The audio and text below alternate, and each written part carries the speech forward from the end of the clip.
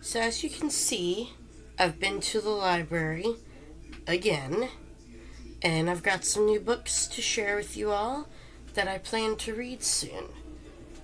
So the first one is Wild is the Witch, and this follows a girl, Iris Gray, who is a witch, and after something happens one night, she vows to never let anybody else know she's a witch, and yet, at some point, in order to punish a boy named Pike Alder, she believes that the best way to punish him is to turn him into a witch. Because what is the one thing Pike Alder would hate more than anything else in the world? The answer slams into my mind instantly. A spell so cruel it can only be called a curse. A curse to turn him into a witch, to make him become the very thing he hates. So one of my groups on Goodreads, one of the challenges was to read a book with a witch. So when I went to the library, I told them, hey, I need a book with, it's witches, spirits, Halloween, something like that. And this is what they recommended, was Wild is the Witch. And it does sound pretty interesting. It's relatively short. It's 316 pages. Anyways, it's less than 400. So I got that. And then there is a series of books called The Lady Janies. And right now I have book 1 and 3. I am waiting on book 2, but somebody has it checked out. So book 1 is My Lady Jane, and this is a retelling of the story of Lady Jane Grey. Obviously, she was in Elizabethan times. She was queen for about 9 days, and in this one, she is a part of a group of shapeshifters, basically. Then the second book is My Plain Jane. That's the one I don't have. That is a retelling of Jane Eyre. And then this one is My Calamity Jane, which obviously most people know Calamity Jane is. Wild West. And, yeah. And they basically hunt Garou, which is basically a loup-garou, which is a type of werewolf. So, yes, these all sound very interesting. And then they came up with another series that's Mary's, and right now only the first 2 are out. There is My Contrary Mary, which is Mary, Queen of Scots. And in this one, she is also a shapeshifter. And then in My Imaginary Mary, this is about Mary Shelley. And basically whatever she imagines comes true because she is part fae. So this sounded like a very interesting series, obviously. And then recently, I've been wanting to read The Phantom of the Opera, so I got this Penguin edition from the library, and I'm actually surprised this is not on the Guardian 1000 Books to Read Before You Die, but it's not, and I think it should be, so therefore, this is mine to read now. And then when I was little, this was one of my favorite books. Harry the Dirty Dog goes from being a white dog with black spots to a black dog with white spots. Again, just a cute little children's picture book. And, part of my nostalgia reads that I do every year.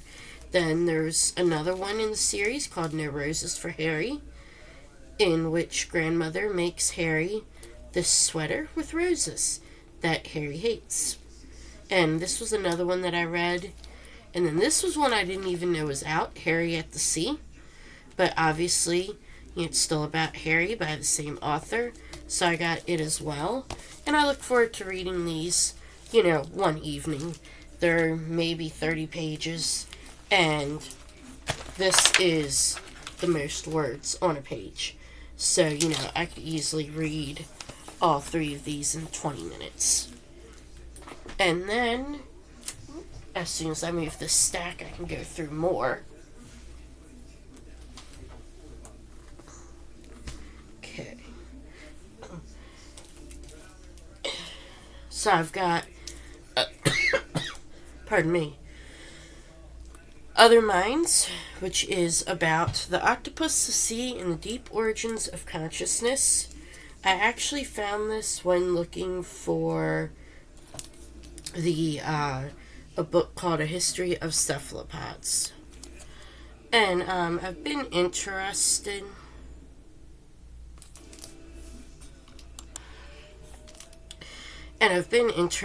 in learning about octopi and squid, since I've read some scientific articles saying how smart they are, how alien they are. And so this was one that I had found and said, well, I'll go ahead and read it because it's still about them. Then The Girl and the Stars, the first book of the ice. I do believe I've talked about this on another video, but this is a companion series to the Book of the Ancestor. It takes place on the same world, Abeth, which is basically mostly frozen, and the Book of the Ancestor takes place on the actual land. This takes place on the frozen areas. And so I've found Mark Lawrence to be a very good writer from Red Sister, and I'm definitely interested to go back to Abeth. Then the library finally got,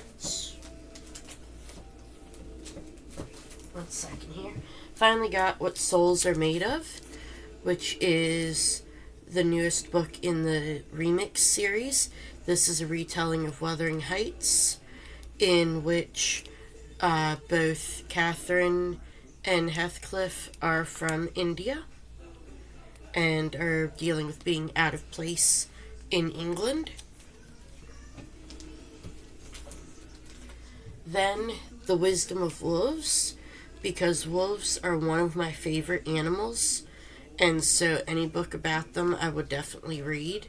And I happened to see this when I was looking through the science and immediately picked it up. Then this is a YA romance retelling of Pride and Prejudice, Debating Darcy, and it follows Leela Bowes and Firoz Darcy, and they are both on their respective schools' debate clubs. And so this is how they meet and become basically enemies, so-called enemies, rivals, I guess. It just sounded like a cute little YA romance, so I was like, why not? I'll pick it up.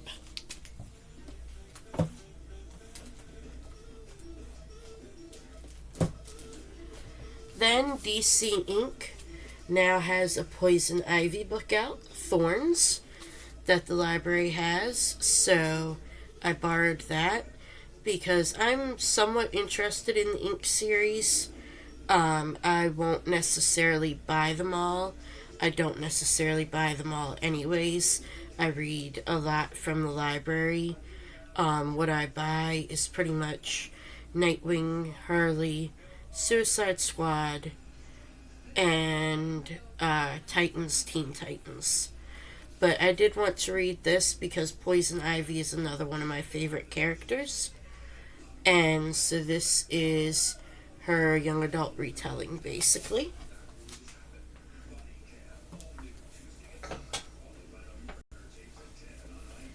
Then I got the first 5 volumes of Asadora, which is about a young girl who is kidnapped, and she basically comes to work with her kidnapper for whatever reason.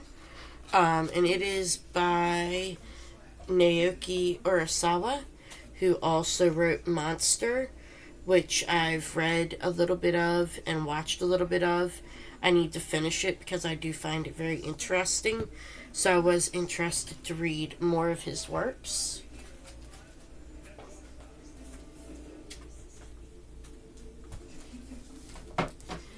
And then I got Sayaka Murata. I got 3 of her books. Convenience Store Woman, Life Ceremony, and Earthlings. And, of course, a hedgehog is another favorite animal of mine. So I love this cover of Earthlings with that adorable little hedgehog on it. And I've been interested in her since I heard about this one, Convenience Store Woman.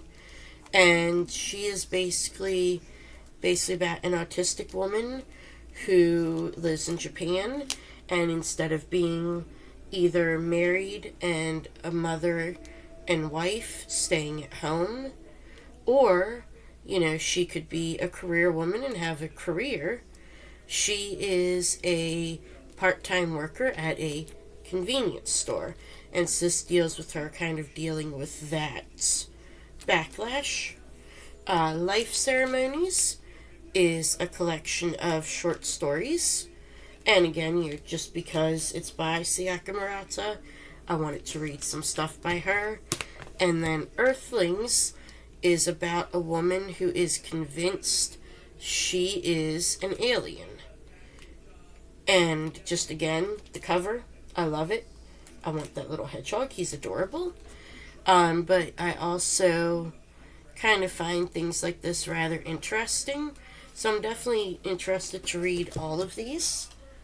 And then I also have Air to the Sky, which is, I believe, supposed to be more of a middle grade. But it is about Callie. And she is the princess and heir to a floating kingdom, and one day she falls and doesn't die. She comes to Earth and learns the truth. And it was just one that again sounded very interesting. And then finally from the library, I have The Planets, Photographs from NASA's Archives. Space is something I've recently found fascinating. Not necessarily recently, but, since I was little. But some of these pictures in here are just really gorgeous. And they have a little bit of information about them. And then Saturn's red rose. So I'm definitely interested to thumb through this and just kind of absorb these pictures and the amazingness that is space. A coworker also gave me 2 Terry Goodkind books. We have The Pillars of Creation and Naked Empire. And these are books, I believe it was 6 and 7 in a series. And it's kind of like a sci-fi fantasy that follows Richard Rowell and his wife, Callan. And they basically have to overcome inner demons and outer demons, apparently.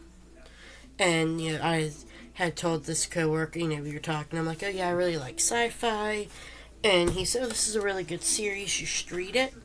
And he happened to give me those 2 a few days later. Then I got my first Colleen Hoover book, Verity. I know she writes dark romances, and I'm not always into those. And some of the descriptions were just kind of like, no, I'm going to stay away from those.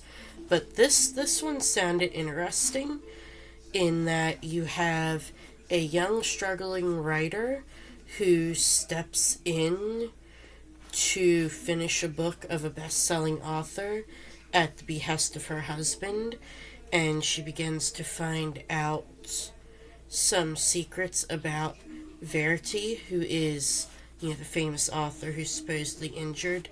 And it sounded like this would be more like what I would read, so I picked up that. Then I'd been hearing about this book, The Girl from the Well, and this is The Girl from the Well and the Suffering, which is the sequel to it. And I just really like that anime face cover. Obviously I'm very into anime and manga. And so this is about Okiku, who is the girl who lives in the well, and basically she's now a restless spirit, and she seeks out those who viciously takes the lives of children. Then I got One Last Stop, which is by Casey McQuentin, and this is about two women who meet on a train and fall in love. However, you find out that Jane is actually stuck in time, and the only way Jane and August can meet is on this train. And she obviously wrote Red, White, and Royal Blue, which I also have. I haven't read it yet either. I'll probably read them back to back. Then I got The School for Good and Evil. And I also got Book 2, which is The World Without Princes. And Book 3, The Last Ever After. And these are apparently what make up the school years. Then there's 3 more to make up the Camelot years. And I did read Ever After High and liked it. Obviously middle grade. This is also middle grade, but I believe it's like an older middle grade. But knowing that going into it, I can overlook that. Even not knowing it's middle grade, I can overlook that when I start it and realize that, oh, okay, it is middle grade, and realize that there might be certain tropes. Then I got The Spanish Love Deception and The American Roommate Experiment. And I've been hearing a lot about The Spanish Love Deception, a lot of really good things. And I was like, knowing it's a rom-com, why not? When I'm in the mood for a rom-com, I'll read those. And then the last book I got was Foul Lady Fortune. And I actually have Chloe Gong's other books, which is These Violent Delights and Our Violent Ends, which is a retelling of Romeo and Juliet set in Shanghai. This is a retelling of I cannot remember what book it was.